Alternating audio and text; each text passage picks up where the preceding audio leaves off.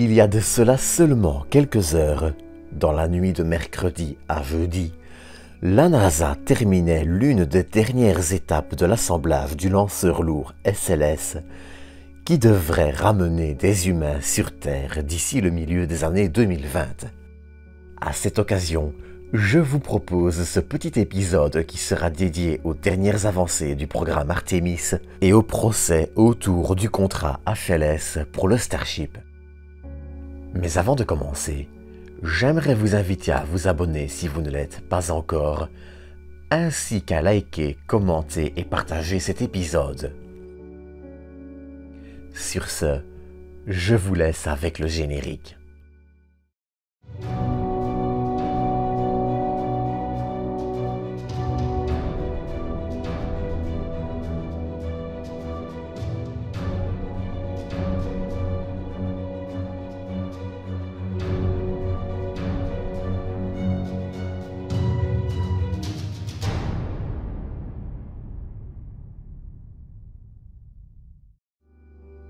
Depuis le retour sur Terre d'Apollo 12, en décembre 1972, la Lune s'est, d'une façon symbolique, bien évidemment, éloignée de nous.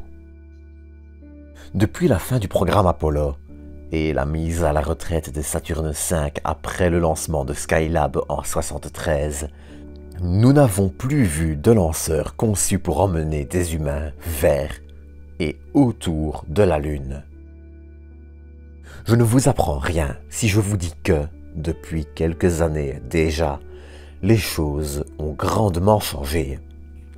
Entre le développement du Starship de SpaceX, le SLS, et les ambitions lunaires de pays comme la Chine et la Russie, la Lune redevient progressivement de plus en plus accessible et semble à nouveau se rapprocher.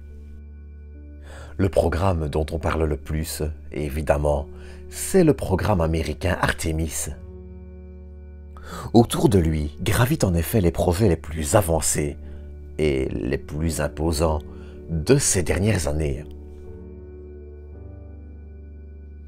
L'une de ces pièces maîtresses, c'est bien évidemment le lanceur lourd SLS, qui permettra d'envoyer la capsule Orion et son module de service autour de la Lune. Et justement, celui-ci vient tout juste de passer l'une des dernières étapes de son assemblage. Cette nuit, la capsule Orion, son module de service et la tour de sauvetage qui permet d'arracher la capsule au lanceur en cas d'incident pendant le lancement ont été placés au sommet du SLS, terminant ainsi un assemblage débuté en juin. Pour la première fois depuis 1972, il y a donc, à nouveau, un lanceur destiné à rejoindre la Lune qui est assemblé et attend son lancement. Néanmoins, avant ce vol, le SLS se rendra d'ici quelques semaines sur son pas de tir, et ce, pour une répétition générale du lancement. Cette procédure permettra, notamment, de vérifier le bon fonctionnement d'une quantité de systèmes, du pas de tir comme du lanceur, et le bon déroulement des différentes étapes. Son lancement, pour Artemis 1, lui, est attendu pour début 2022, même si un retard de quelques mois n'est pas à exclure. Cette mission, sans équipage, servira de répétition générale, et ce en envoyant la capsule Orion autour de la Lune, avant un retour sur Terre, permettant d'ouvrir la voie à Artemis 2 en 2023, qui sera, elle, habitée, et enfin à Artemis 3, qui signera, elle, le retour de l'homme sur la Lune en 2024 si le calendrier ne change pas. Bien qu'il ne faille pas être particulièrement pessimiste, un glissement vers 2025 ou, au pire, 2026 n'est pas non plus à exclure. Néanmoins, les missions Artemis 2 et 3 sont elles aussi déjà en cours de préparation. Dans les dernières actualités, on notera ainsi, début octobre, la livraison par Airbus du module de service de la capsule qui volera pour Artemis 2.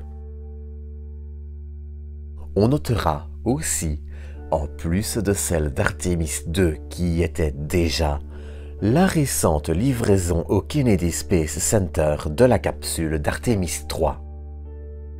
Enfin, avant de terminer avec SpaceX et le litige avec Blue Origin, c'était un autre élément important d'Artemis dont on allait parler. Comme vous le savez peut-être, la NASA avait annoncé avoir un retard sur la conception des premières combinaisons lunaires qui devaient être utilisées pour Artemis 3. Ce retard implique que les combinaisons ne seront pas prêtes avant 2025 et qu'elles feraient ainsi certainement glisser le calendrier des vols d'Artemis. Pour pallier à ce retard, la NASA a donc décidé de lancer un appel d'offres auprès du secteur privé, dans le but d'accélérer le développement en utilisant une autre combinaison pour le retour sur la Lune. D'ailleurs, en parlant du secteur privé, il y a déjà de cela plusieurs mois, en avril, la NASA avait annoncé avoir sélectionné le Starship de SpaceX comme atterrisseur lunaire. Pour différentes raisons, notamment économiques, ayant un budget limité, la NASA avait fait le choix de ne pas sélectionner deux concurrents comme annoncé, mais un seul, laissant ainsi de côté Dynetics et Blue Origin. S'en est alors suivie une longue période de contestation de la part de Blue Origin, et l'affaire avait récemment été portée jusqu'au Sénat. De ce côté aussi, il y a du nouveau. On apprenait, il y a tout juste quelques jours, que la NASA allait devoir sélectionner un autre concurrent entre Dynetics et Blue Origin et allait donc également recevoir une rallonge de budget, incluant 100 millions de dollars pour le HLS. D'ici un mois, la NASA devrait donc fournir un plan plus détaillé et devrait aussi soutenir les deux équipes pour que, dans l'idéal, ce soit deux atterrisseurs qui soient exploités d'ici 2026 avec la mise en service de la station en orbite lunaire, la Deep Space Gateway. S'il est encore trop tôt pour savoir qui de Dynetics ou Blue Origin remportera le contrat, il y a fort à parier que ce soit Blue Origin. Leur atterrisseur présente, en effet, plus d'avantages que celui de Dynetics, tant en termes de faisabilité que de prix et de capacité d'emport. Quant au Starship, il y a fort à parier qu'ils doivent faire face à une certaine concurrence qui pourrait aussi être intéressante à suivre. Mais pour ce qui est du Starship, c'est un autre sujet dont on parlera encore bientôt. En attendant, c'est sur ceci que je vais terminer ce petit épisode spécial. Comme d'habitude, j'espère que vous l'aurez apprécié et je vous donne rendez-vous samedi pour une nouvelle vidéo. D'ici là, prenez soin de vous, prenez soin des autres et à bientôt pour une nouvelle dose d'espace.